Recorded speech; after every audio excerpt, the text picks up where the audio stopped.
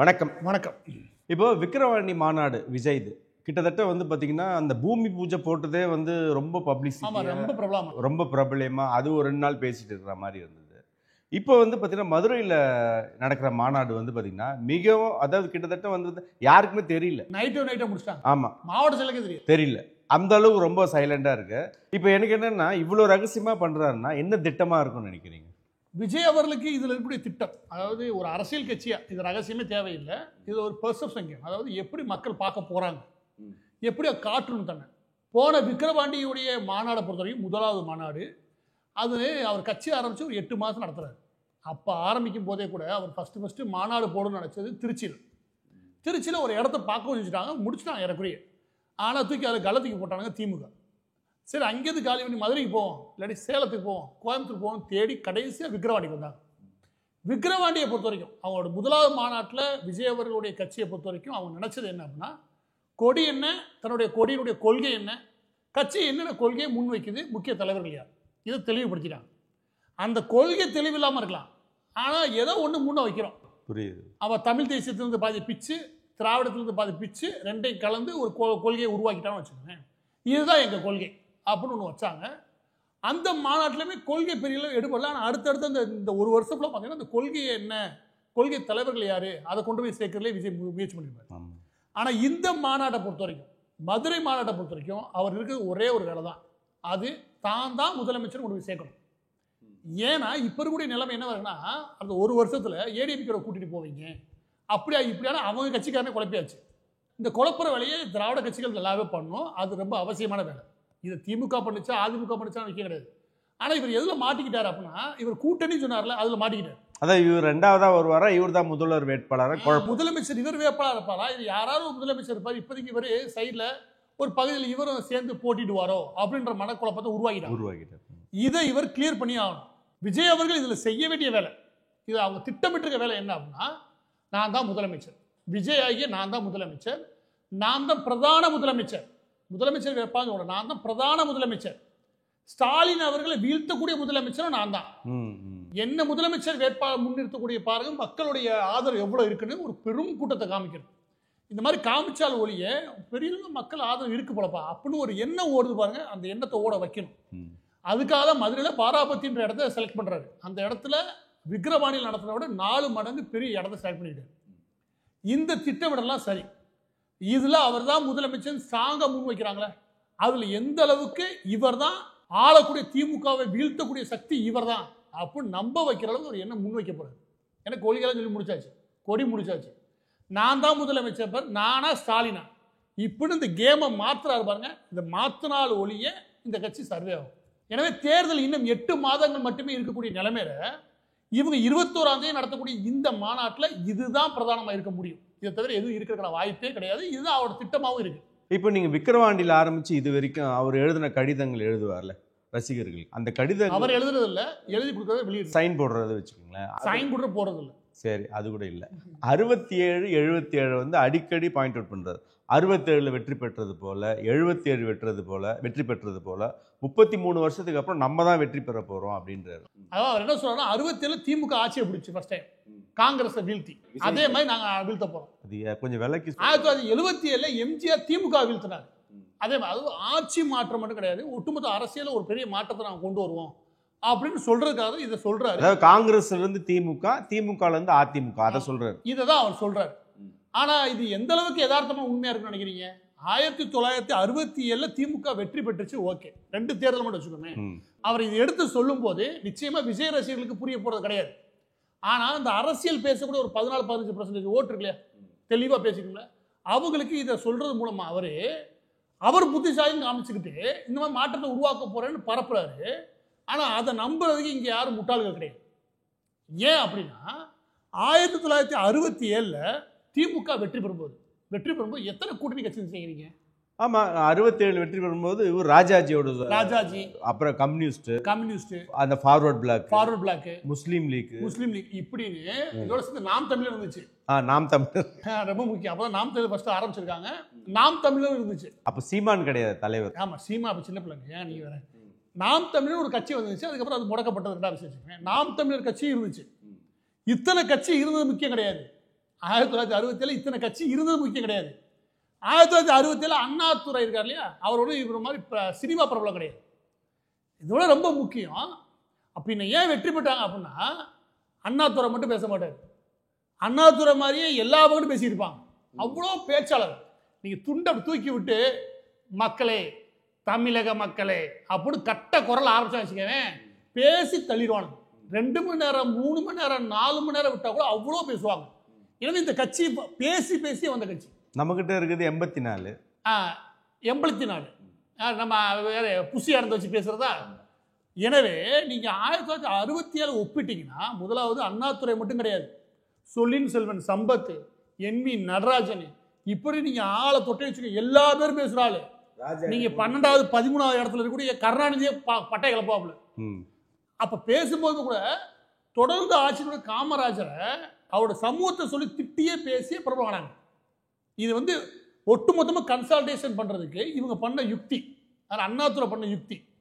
இதோட சேர்த்து எதிராக இருந்த அது வரைக்கும் கொள்கை முரண்பாடு உச்சத்தில் இருந்த ராஜாஜியை சேர்த்துக்கிட்டாங்க. அவர் ஏகப்பட்ட கூட்டணியை உருவாக்கினார்.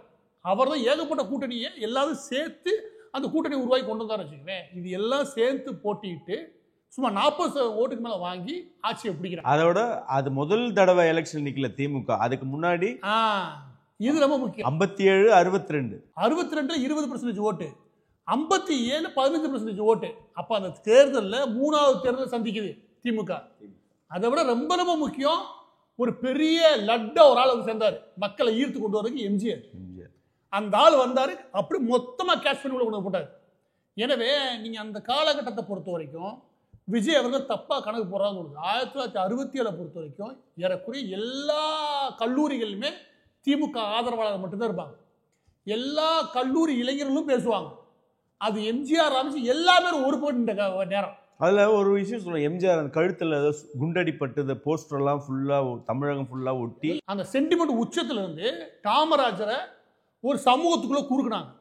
அதுல தான் இந்த திமுக வெற்றி பெறுது. எனவே திமுக வெற்றின்றது, அந்த வெற்றின்றது ஒரு சாதாரண வெற்றி கிடையாது. கூட்டணி கணக்கோட சேர்த்து பார்த்தீங்கன்னா, இவங்க எல்லாரோட பேச்சு திறமையோட சேர்த்து பார்த்தீங்கன்னா, எம்ஜிஆரோட பிரபலமான தன்மைன்றதை சேர்த்து பார்த்தீங்கன்னா, இப்போ எல்லா வட்டமும் போட்டீங்கன்னா அது சரியா காலநிலை கூடி வந்துச்சு. நான் என்ன கேட்குறேன்னா, விஜய் அடுத்து விஜயே பேசுறது இல்லை. ஏன்னா கட்சி ஆரம்பிச்சு 3 மணி நேரம் கூட பேசலன்னு வச்சுக்கோங்க. இவரே பேசுறதில்ல. அதுக்கடுத்து நான் புசியான பேசுவார், அந்த ஆளை பேசுறோம்னு வச்சுக்கோங்க, பார்த்தவன் அதோட ஓடிடுவான். தமிழகம் தப்பிச்சா போகுது, அந்த லெவலில் இருக்கு. வேற யார் இருக்கா? எனக்கு தெரிஞ்ச வேற யாருமே கிடையாது. கூட்டணியும் கிடையாது. இவர் முதல் கூட்டணி அறிவிச்சிட்டாரு, அந்த கூட்டணிக்கு யாருமே கிடையாது. யார் வருவா? 1% ஓட்டு கூட வரமாட்டான். அன்னைக்கு அண்ணாதுரை இருந்தார் இல்லையா, அன்னைக்கு இருந்த வைப்ரேஷனுக்கு எல்லாம் சேர்ந்தாங்க. இன்னொன்று என்ன அப்படின்னா, எதிர கட்சியே கிடையாது, காங்கிரஸ்க்கு எதிராக கட்சியே கிடையாது. எனவே அண்ணாதுரைக்கு அன்னைக்கு பேச முடிஞ்சிச்சு. ஏன்னா ரெண்டு தேர்தலை பார்த்துருக்கோம், பெரிய வைப்ரேஷன் இருக்குது.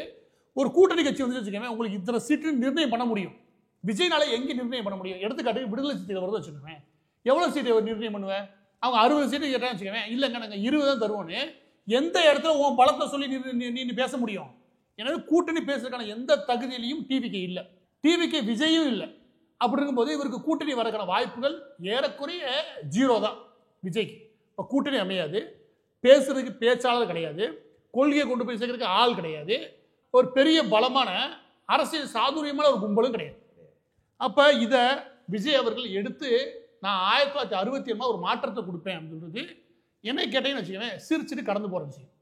அடுத்து 77 1977 இன்னும் பெரிய கதை. 1977 பொறுத்த வரைக்கும் மும்முனை போட்டி, 4 முனை போட்டி. 4 முனை போட்டியில் எம்ஜிஆர் இருப்பார். எம்ஜிஆர் அந்த காலகட்டத்தில் எப்படின்னா, ஏற்கனவே மக்களால் எமோஷனலாக இருக்கான், திமுக விட்டு வெளியே அனுப்பிட்டாங்க.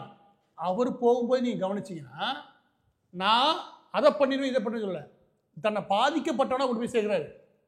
எம்ஜி ராமச்சந்திர நாயகன் நான் என்ன கேட்டேன், என்னை கட்சி விட்டு வெளியே அனுப்பினாங்க அப்படின்னு போய் கேட்டதுமே, ஆமா இவர் என்ன பண்ணார் தப்பு, அவர் மக்கள் எமோஷனல் ஆயிட்டாங்க. அத்தனைக்கும் அவ்வளவு உச்சத்தில் இருக்காரு, ஆனால் எமோஷனல் ஆயிட்டாங்க. அப்போ எமோஷனல் க்ரௌட் ஒரு போய் நிற்கிது. ஆனாலுமே கூட ஏடிஎம்கே வாங்கின ஓட்டு வெறும் 30% ஓட்டு தான். ஏற்கனவே 30% ஓட்டை வாங்கி 34% ஓட்டை வாங்கி வெற்றி பெறாங்கன்னு வச்சுக்கோங்க. அந்த நேரத்தில் மற்ற ஓட்டுகளை பிரிக்கிறதுக்கு ஒரு பக்கத்து காங்கிரஸ் மூப்பனா தனிச்சு நிற்கிறாரு, அவர் 20%. இன்னொரு பக்கத்து ஜனதா பார்ட்டி அது ஒரு பக்கம் நிற்குது, ஏறக்குறைய அது ஒரு 16-17%. இவங்கெல்லாம் பிரிச்சது போக எம்ஜிஆர்ன்ற பிரபலம் இல்லையா, அந்த பிரபலம் மக்கள்கிட்ட போய் சேர்ந்திருந்த அளவு 34%. எல்லாரும் என்ன சொல்லுவாங்கன்னா எம்ஜிஆர் அதனாலதான் ஜெயிச்சாரு அப்படின்னு அசால்ட்டா பேசுவாங்க. அது அசால்ட்டா பேசுற விஷயம் கிடையாது. யோசிச்சு பாருங்க, சோசியல் மீடியா இந்த காலகட்டத்திலே சின்னத்தை கொண்டு பேச முடியாது. எம்ஜிஆர் வந்துட்டா தெரியும். எம்ஜிஆர் கட்சி பேர் என்ன, அவருடைய சின்னம் என்னன்றது எல்லாருக்கும் சேர்க்கணுமே, அந்த கட்டமைப்பு இருக்கணுமே. அந்த கட்டமைப்பை உருவாக்கி சேர்த்து வெற்றி பெறாத பாருங்க. அதுல எம்ஜிஆர் செஞ்ச அடுத்த விஷயம் என்னன்னா, அவர் ஒரு ஆள் அளிக்கும். அவரும் கூட்டணியில் இருந்தார். அன்னைக்கும் கம்யூனிஸ்ட் உள்ள இருந்தான், ஃபார்வர்ட் பிளாக் உள்ள இருந்தாங்க.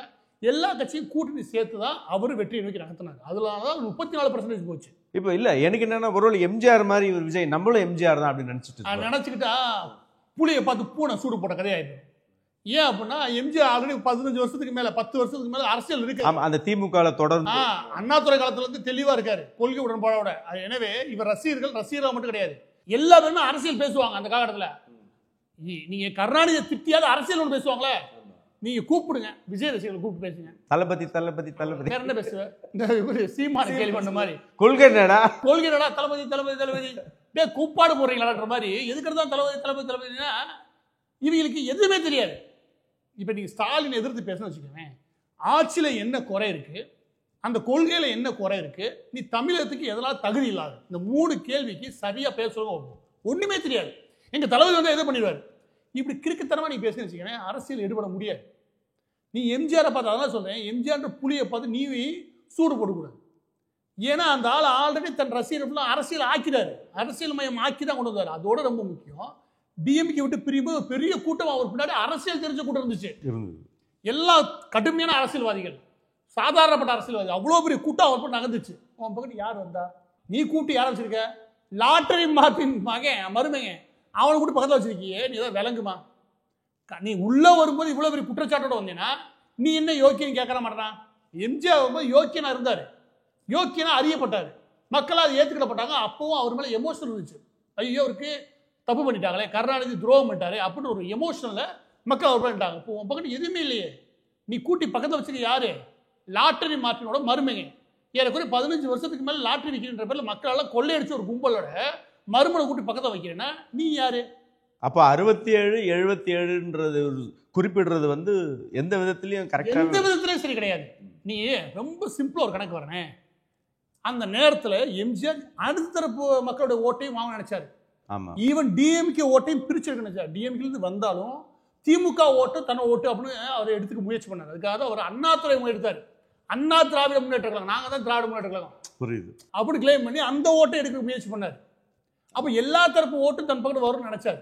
இப்ப விஜய் எடுத்துக்கங்களேன், ஒரு பக்கத்து எப்படா விழுவியான அஜித் ரசிகர்கள், இன்னொரு பக்கத்து கடுமையான கோபத்தில் சுத்துறாங்க ரஜினி சாரோட ரசிகர்கள், அங்கிட்டு சூர்யா ரசிகர்கள், எல்லா பற்றியும் நீங்க வம்புலுக்கு இடமே கிடையாது. இன்ன வரைக்கும் அரசியல் கட்சி ஆரம்பிச்சிட்டாரு, பொத்துக்கிட்டு போங்கடா, அதை விட்டு நீ ஒவ்வொரு நாள் உடனே எழுதுக்கிட்டீங்க. இப்போ நீங்க சொல்லும் போது அவங்க இன்னும் அரசியல் படுத்தப்படலைன்றதுக்கு பெரிய உதாரணம், சமீபத்தில் நான் படம் பார்க்கும்போது வெளில வரேன், கரெக்டாக அவங்க பேசுறது எப்படின்னா வந்து ஒரு கேமராக்கு முன்னாடி போய் நின்றுறாங்க. பிளான் பண்ணி வந்தது நல்லாவே தெரியுது, பிளான் பண்ணி தான் வந்திருக்காங்க. வந்துட்டு நேராக போய் கேமரா முன்னாடி ரஜினி வந்து நல்லா தான் நடிக்கிறாரு, ரஜினி ரசிகர் ரஜினி சொல்லவே மாட்டான், ரஜினி நல்லா தான் நடிக்கிறாரு, படம் டேரக்டர் வந்து வேஸ்ட், அது ஒன்றும் அந்த அளவுக்கு. அதே மாதிரி இந்த சைட் ரோல் பண்ணவங்கலாம் வந்து அந்த அளவுக்கு சரி. அப்போ இன்னமும் நீ அரசியல் வெற்றியை விட சினிமா வெற்றியில் அடுத்த தோல்வியே நீ ரொம்ப விரும்பி பார்த்துட்டு இருக்க.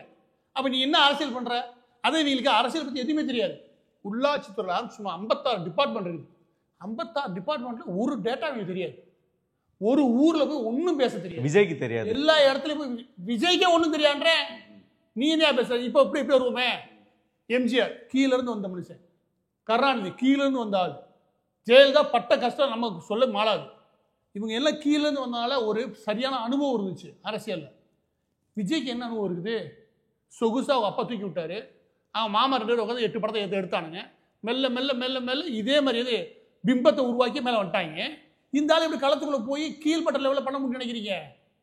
எனவே விஜய் தன்னை மற்றவங்களோட ஒப்பிடுறது ஒரு கேவலமான தரம்னு வச்சுக்கணும். இன்னொரு முட்டாள்தனம் தான் மற்றவங்களோட வம்புலுக்கு விட்டுட்டு தான் வேடிக்கை பார்த்து ரசிக்கிறது. இன்ன வரைக்கும் நீ நடிகராக தான் இருக்கிற, கண்டிப்பா அடுத்தவங்க எப்படா தோப்பாங்க. இப்போ நீங்க இன்னொரு விஷயம் வந்து பாத்தீங்கன்னா, விஜய் வந்து வளரும் போது பாத்தீங்கன்னா ரஜினி சின்ன ரஜினி அந்த ரஜினின்னு சொல்லிட்டு தான் வளர்ந்து வந்தார். 50 ஆண்டு விழா அவர் ரஜினி சார் முடிஞ்சிருக்கு. ஒரு வாழ்த்து, ஒரு ட்வீட், பிரதமர் வாழ்த்து இருக்கிறாரு, முதலமைச்சர் வாழ்த்து இருக்கிறாங்க, எதிர்கட்சி தலைவர் வாழ்த்து இருக்கிறாங்க, ஊருக்கு எல்லா முதலமைச்சர் வாழ்த்து வச்சிட்டாங்க. சச்சின் டெண்டுல்கர் ஆரம்பிச்சு அமெரிக்கா வரைக்கும் எல்லாம் வாழ்த்து வச்சாச்சு. எல்லா செக்டாரும் வாழ்த்து இருக்குது. எதனால? ஒருத்தருடைய உழைப்பு, அவர் வந்த உயரம், அதை அங்கீகரிக்கணும். எல்லாரும் சொல்ற விஷயம் என்ன, ரஜினி ஒரு பாடமே பார்க்க முடியும். ஏன்னா ஒரு துறையில வளர்றது ஒரு முக்கியம்னா அந்த துறையவே வளர்த்தெடுத்தார். அந்த அளவுக்கு ஒரு சாதனை பண்ணியிருக்காரு. எனவே அவருடைய சாதனை நிகரில்லாது. கீழிருந்து ஒருத்தர் வந்து மேலே வச்சது, அதுவும் தொடர்ந்து 40 வருஷம் உச்சத்தில் இருக்காரு. இப்படி ஒருத்தர் இருக்காரு. அவரை பார்த்தா நான் வரேன், அவரோட விஷயத்த சொல்லி சொல்லியே நான் பிரபலமாகிறேன். அப்படி எல்லாம் வந்ததுக்கு அப்புறம் ஊர் எல்லா பேரும் வாழ் தெரிவிக்கும். நீ வாழ் தெரிவிக்கலன்னா உன்னை என்னன்னு சமூகம் பார்க்கும், இந்த சமூகம் என்னன்னு பார்க்கும். உனக்கு என்ன அவ்வளோ கஷ்டம், உனக்கு அவ்வளோ என்ன கசப்பு. அதுவும் அரசியல் கட்சி ஆரம்பிச்சதுக்கு அப்புறம் உனக்கு பண்ண முடியலன்னா இப்போ நீ இன்னும் அந்த புத்தியை விட்டு வரல. அந்த சச்சின் காலத்துல இருந்து அப்படியே தான் இருக்காங்க. ஆமா, ஏதோ எப்படின்னா நீ குருன்னு சொன்ன, அவர் தான் டீச்சர்னு சொன்ன, அவர் தான் எல்லாம் சொன்ன. வளர்ந்து வந்ததுக்கு அப்புறம் என்ன சொல்ற, அவரை கண்டுக்காம எட்டி உதைக்கிறேன்னா, உங்க அப்பாவை நேற்று எட்டி உதைச்ச, இன்னைக்கு குருவை எட்டி உதைச்ச, நாளைக்கு யார அப்படி யோசிப்பால. எனவே விஜய்க்கு அந்த தன்மையும் கிடையாது. உள்ளுக்குள்ள 1008 அழுக்கிறது போது வெளியில மக்கள் என்ன பேசுவாங்கன்னு ஒரு வருத்தம் வச்சுக்கவேன், அந்த பெர்செப்ஷன் உடைப்ப. அதையும் உனக்கு உடைக்க தெரியல. இப்போ பதிவோடு இறுதியாக எனக்கு என்னன்னா, இவர் எல்லார்கிட்டையும் பிரச்சனை பண்ணி வச்சிருக்காரு.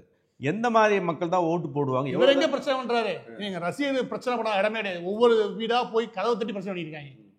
என்னதான் பெர்சன்டேஜ் ஓட்டு வாங்குவார்? ஓட்டா இப்படி கழிச்சுக்கோங்களேன். திமுக ஓட்டு வராது, அதிமுக ஓட்டு வராது, எம்ஜிஆர் ஓட்டு வராது, ரஜினி சார் ஓட்டு வராது, அதுக்கப்புறம் அஜித் குமார் அவர் ஓட்டுல வராதுன்றதுன்னு அவங்கள பத்திரிக்கை எடுத்து விட்டுருவாங்க, ஓட்டு போடாது சொல்லி.